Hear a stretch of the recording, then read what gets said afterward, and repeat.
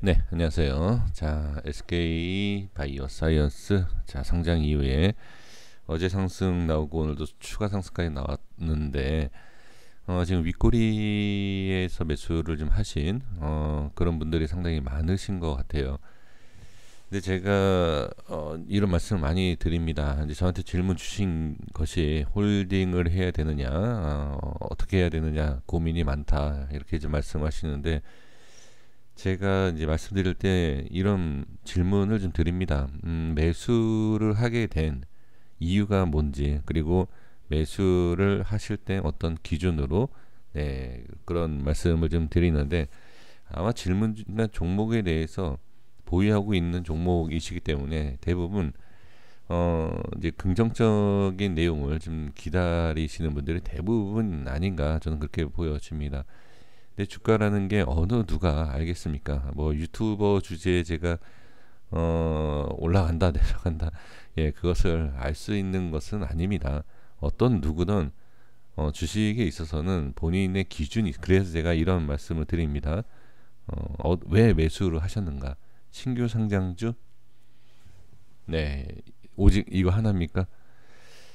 그 기준, 그러니까 매수에 대한 기준이 있다라고 하면 매도의 기준도 있을 것입니다. 그래서 이런 질문을 드리고 이 영상에서 또 이런 말씀을 좀 드려보는데 상승과 하락에 있어서 나중에 어떤 결과가 어떤 식으로 나오던 그거는 상관없이 내가 이러한 흐름이 있고 내가 계좌에 뭐 어떤 마이너스 몇 프로 빠진다 그러면 어떤 대응을 하겠다. 뭐 수익도 마찬가지예요. 몇 프로 수익이 나면 익절을 하겠다. 뭐 10%, 20%, 30% 수익이 나면 익절해야 되겠다. 근데 욕심이 점점 생기죠. 그 욕심으로 인해서 수익 30%가 마이너스 50%가 되는 경우도 상당히 많습니다. 그러니까 그 기준에 대해서 50% 빠져서 손절을 쳐야 되는데 또는 좀 보유하고 있어도 좀 될 것 같은데 뭐 이런 왔다 갔다 하다 결과적으로는 손절을 치죠. 그럼 다시 올라옵니다. 그러니까 기준이 없으면 항상 또 결과에 그 결과에 대한 내용만 갖고서는 우리가 아쉬워하고 좋아하고 네, 이러지 않습니까? 근데 그렇게 하시면 안 되고 주식이라는 것은 하락을 할 때의 그 하락 중간 구간, 올라갈 때 상승할 때의 중간 구간, 그 중간이라는 그 구간을 우리가 매매를 하는 겁니다. 끝과 끝을 우리가 알 수는 없습니다. 그리고 당장 앞의 모양도 우리가 전혀 알 수 없어요. 상승한다 하락한다 다 거짓말입니다. 그거를 알면 말이 안 됩니다. 그러니까 항상 내가 매수를 왜 했는지 매도를 왜 어디서 살 건지를 꼭 정하셔야 될 것 같습니다. 신규 상장주는 분석하는 방법이 몇 가지가 있긴 있습니다. 근데 그게 가격에 따라서 그러니까 뭐 제약바이오다 뭐 건설주다 뭐 이렇게 딱딱딱 뭐 업종에 따라서 움직임이 다르고 뭐 그런 것이 아니라 이 시기에 이 가격에 상장된 가격 아니면 뭐 주가의 흐름 여러 가지를 좀 볼 수는 있습니다.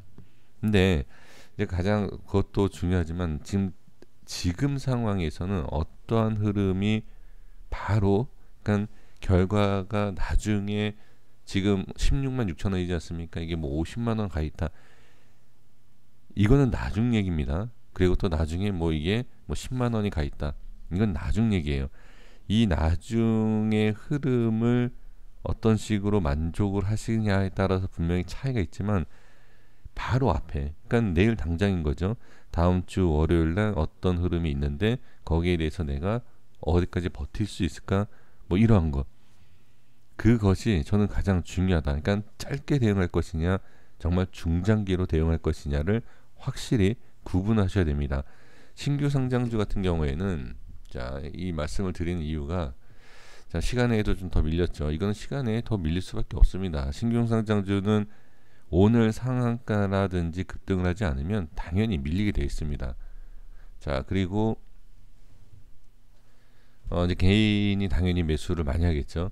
그러니까 이제 중장기에 대한 것을 말씀드린 게 뭐냐면 대부분 종목들이 자, 올라가다가 못 올라가면 어떻게 빼지 않습니까? 그죠? 빼면서 이렇게 돌려줍니다. 이렇게 돌려줄 때 우리가 기준을 잡는 게 어디죠? 네, 시가의 기준을 잡아요. 자, 여기 이렇게, 자, 이 자리를 지지를 하느냐, 그리고 깨졌을 때 돌파가 나오느냐, 이걸 기준으로 잡습니다. 그죠? 대부분이 이거밖에 없어요, 방법이. 근데 지금 걱정을 좀 많이 하시는데, 중장기 대응, 그러니까 뭐 단기든 중기든 장기건 그게 딱 정해져 있지 않은 상태에서 뭐 월요일 날 이후에 어떤 모습이 나왔을 때 어떻다라는 그냥 아주 짧은 단기에 대한 것만 제가 말씀을 드려볼게요. 장기는 지금 말씀드린 것처럼 여기에서 반등이 나와서 쭉 돌파를 하게 되면 당연히 상승하는 거죠. 그렇죠? 당연한 거 아닙니까? 근데 쭉 빠졌을 때는 어디까지 빠질지는 알 수가 없습니다. 빠지고 나서 어느 정도는 대충, 뭐 예를 들어서 쭉 빠졌을 때 음봉이 나온다.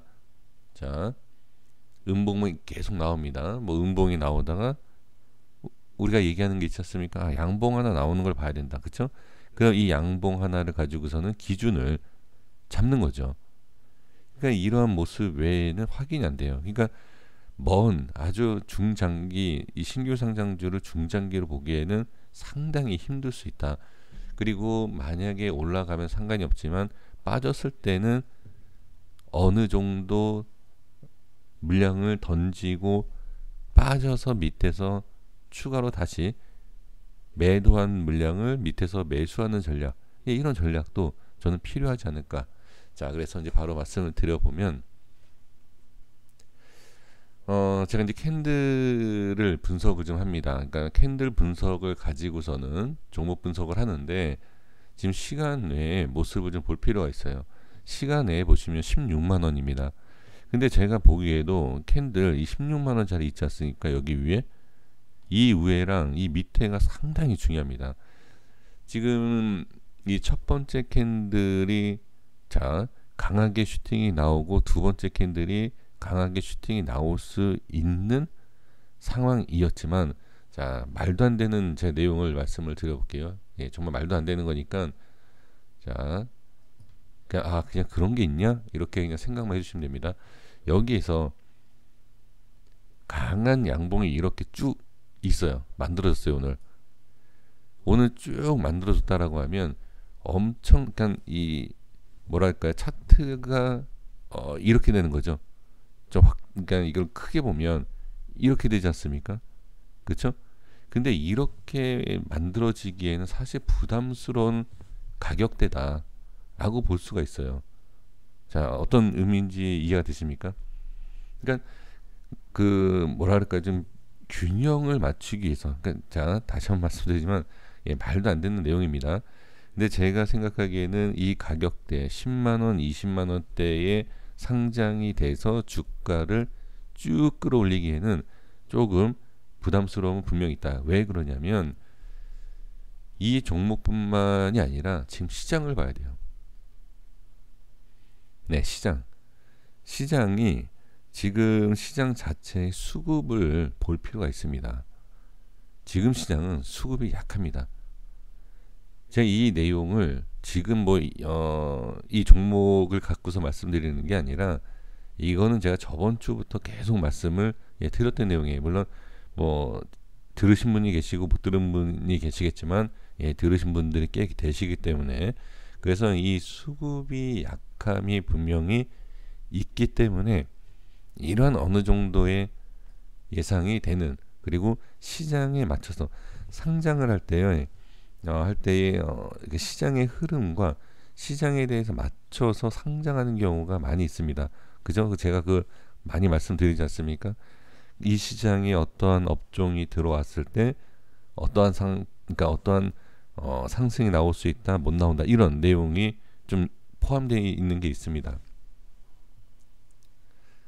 자, 그래서 그 비율에 대해서 좀 말씀을 좀 드리긴 했는데, 이제 그거는 여기까지만 말씀드릴게요. 뭐 더 말씀을 좀 드릴 내용이 있긴 하지만 너무 말도 안 되는 내용이어서.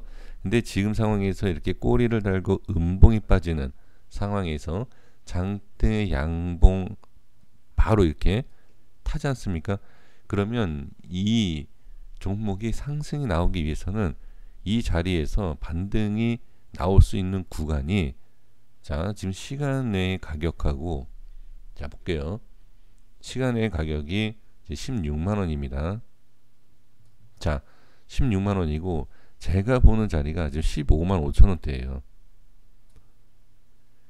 그러니까 시간을 이 가격을 보셔라, 이게 중요하다가 아니라, 제가 그냥 봤을 때 이 캔들의 위치를 봤을 때 이 자리가 중요해 보였는데, 어떠한 내용이 좀 엮여서 들어가서 설명이 돼야지만이 조금이라도 좀 이해가 되시지 않을까 싶어서 제가 그냥 시간에 이 정도다라는 것은 월요일날 그래도 이 근처 또는 이 위나 아래 어디서 시작을 하지 않겠습니까?